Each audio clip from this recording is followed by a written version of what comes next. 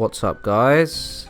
It's Ollie from History Profiles here, and today I'm going to do a video about the Blood Countess.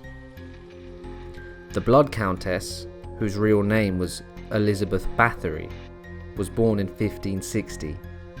She was born into a very prestigious family, and she spent her childhood growing up in a castle called Etched Castle. Her father was a baron, which conveys her family's importance. Young Elizabeth, who would later be nicknamed the Blood Countess, grew up in Hungary, and as a child apparently suffered from seizures. In that time, the remedy for such an illness was to rub the blood onto the lips of whoever suffered from the seizure. Therefore, she may have had her lust for blood from a young age due to the method in which they tried to cure her condition from.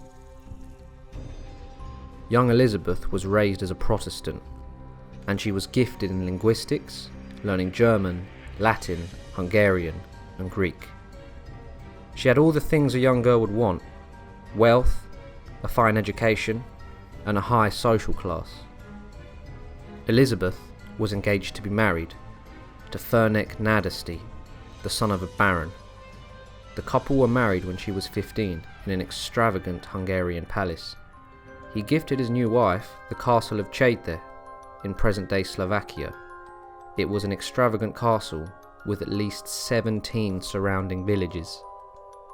In 1578, Elizabeth's husband went to war against the Ottomans, leaving her alone to manage the castle and all the affairs that came with it.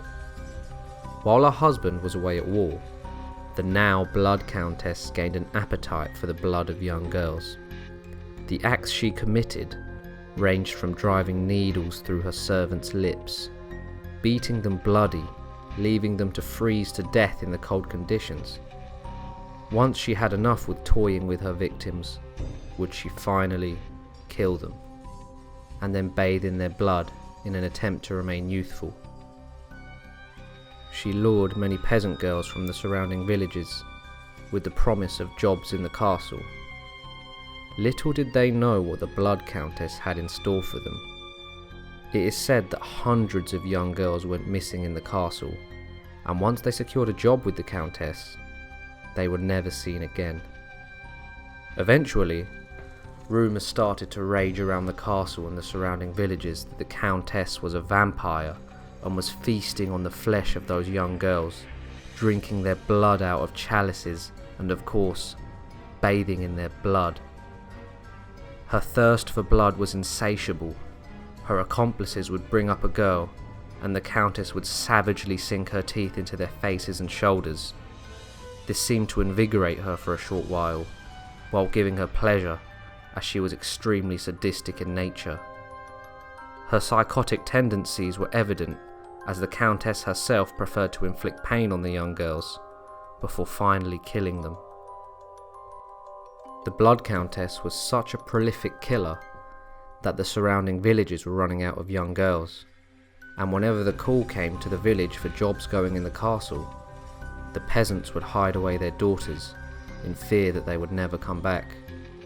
To the locals in the surrounding villages, the Countess was the incarnation of evil.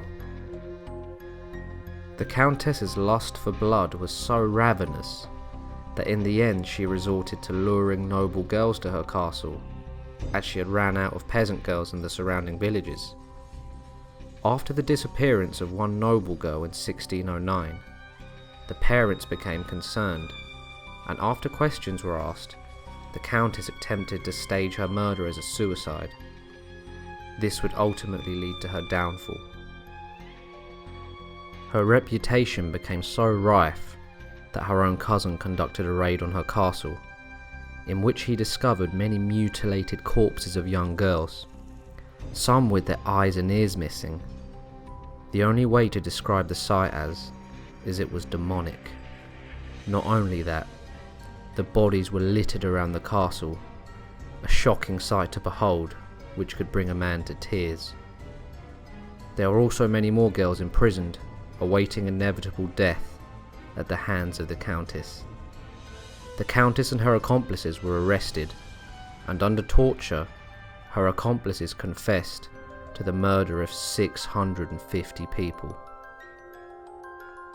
As well as the confessions, survivors and servants had come forward to testify, and they recounted savage and grisly tales that went on in the castle. One witness said that the Countess would tie girls up and batter them until their whole body went purple and black, with their skin hanging off their bones. One servant said they were forced to plunge a red-hot poker into the mouth of a young girl. These are just a few atrocities that we know about today.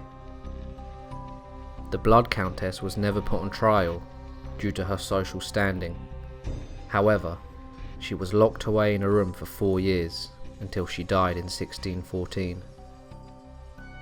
Elizabeth Bathory is now known as one of the most evil and prolific female serial killers of all time, and her more fitting name, the Blood Countess, ascends into legend. Thanks for listening, guys. Like and subscribe for more upcoming content. See you soon.